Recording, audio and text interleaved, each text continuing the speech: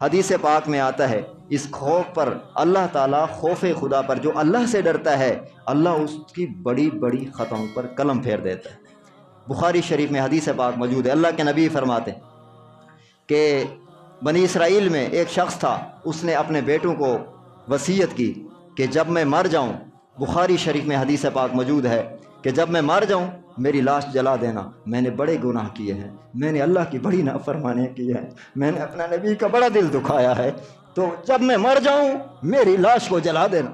وہ وصیت کرتا ہے اپنی بیٹوں کو، اور اتنا جلانا میری ہڈیاں سڑ گل جائیں، اور میری راکھ بنا دینا، میری راکھ کو فضاؤں میں اڑا دینا، سمندروں میں گرا دینا، میں نے بڑے گناہ کیے۔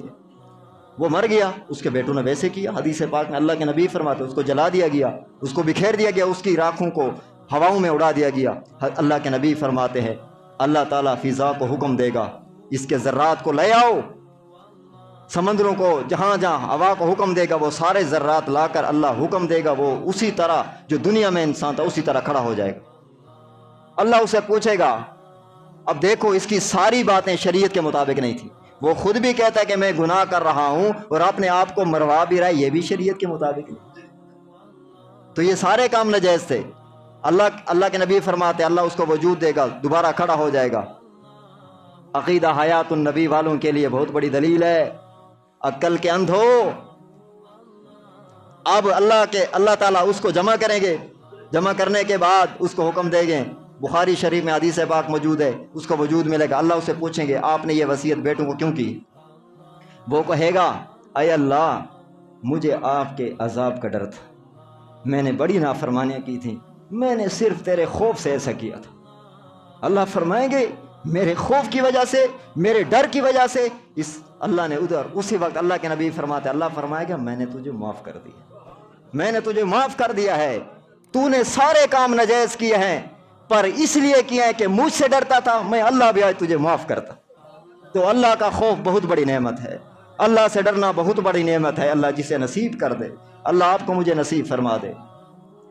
دوسری ذات السعید میں اشرف علی تھانوی رحمۃ اللہ علیہ ایک واقعہ نقل فرماتے ہیں حدیث سے، ذات السعید میں اشرف علی تھانوی رحمۃ اللہ علیہ ایک نوجوان کو قیامت والے دن لایا جائے گا، جب لایا جائے گا اس کے اعمال تولے جائیں گے، اس کے گناہ بڑھ جائیں گے، نیکیاں کم ہو جائیں گی۔ اشرف علی تھانوی رحمۃ اللہ علیہ ذات السعید میں یہ نقل کرتے، تو اس کو جب لایا جائے گا گناہ زیادہ ہو جائیں گے، اعمال کم ہو جائیں گے، اللہ تعالیٰ اس کو حکم دیں گے اس کو جہنم کی طرف لے جاؤ۔ وہ بندہ بڑی مایوسی کے ساتھ جہنم کی طرف جا رہا ہوگا، جیسے جا رہا ہوگا اللہ قوت دے گا اس کی آنکھ کے ایک بال کو، آنکھ کے ایک بال کو اللہ قوت دے گا۔ جو اللہ کی قدرت کو سمجھتے ہیں وہ سوال نہیں کیا کرتے، زبان کو کون بلوا رہا ہے، زبان کو کون بلوا رہا ہے، قیامت والے دن ہاتھوں کو بولنے کی طاقت کون دے گا، تو سوال کس لیے آتا ہے؟ وہ تو اس کی قدرت سے ہم بولتے ہیں، ہمارا کوئی کمال نہیں ہے، کسی کا کوئی کمال نہیں، کمال ہے تو خدا کا ہے، جو تیرا خدا ہے، جو میرا خدا ہے۔ تو اللہ اس بال کو قوت دیں گے، وہ بولے گا اے اللہ میری ایک درخواست ہے آپ سن لیں۔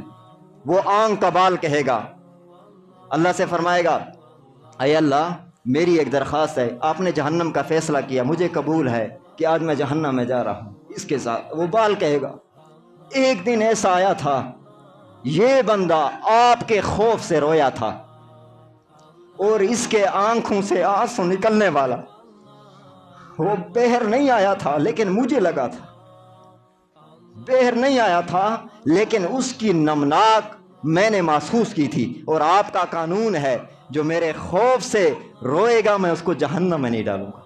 وہ بال کہے گا، اللہ فرمائے گا میں نے تجھے بھی جہنم سے بچا لیا اور جس شخص کا تو بال ہے میں نے اسے بھی جہنم سے بری کر دیا۔ حدیث پاک میں آتا ہے اللہ کے نبی فرماتے ہیں 3 شخص ہیں جو جہنم جانا تو دور کی بات جہنم دیکھیں گے بھی نہیں، 3 شخص ہیں جنہوں نے جہنم دیکھیں گے بھی نہیں، جانا تو دور کی بات ہے۔ پہلے نمبر پر وہ انسان جس نے اللہ کے راستے میں جس کی آنکھ، 3 آدمی، پہلا نمبر وہ آنکھ جو اللہ کے راستے میں پہرا دیا ہو، وہ آنکھ بھی آنکھ والا بھی جہنم میں نہیں جائے گا۔ نمبر 2 اللہ کے راستے سے مراد جہاد فی سبیل اللہ ہے۔ دوسرا نمبر پر وہ آنکھ جو اللہ کے خوف سے اس سے آنسو گرا ہو، یہ آنکھ بھی جہنم میں نہیں جائے گی اور یہ آنکھ والا بھی جہنم میں نہیں جائے گا۔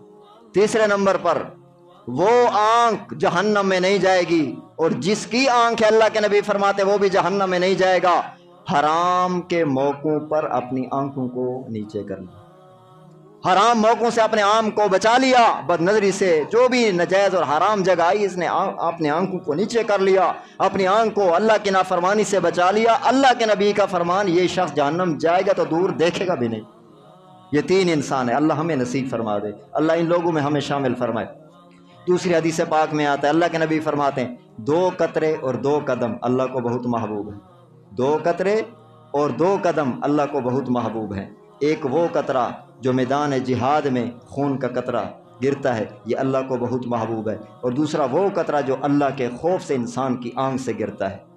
اور 2 قدم، ایک قدم وہ جو اللہ کے راستے میں اٹھتا ہے تو اللہ کو وہ قدم بھی بہت محبوب ہے، اور دوسرا وہ قدم جو اللہ کے فرائض میں سے، اللہ کے فرائض میں سے کسی فرض کی طرف جو قدم اٹھتا ہے وہ اللہ کو بہت محبوب ہے۔ اور فرائض سارے فرائض ہیں، جن میں سے ایک فرض اللہ کا خوف بھی ہے۔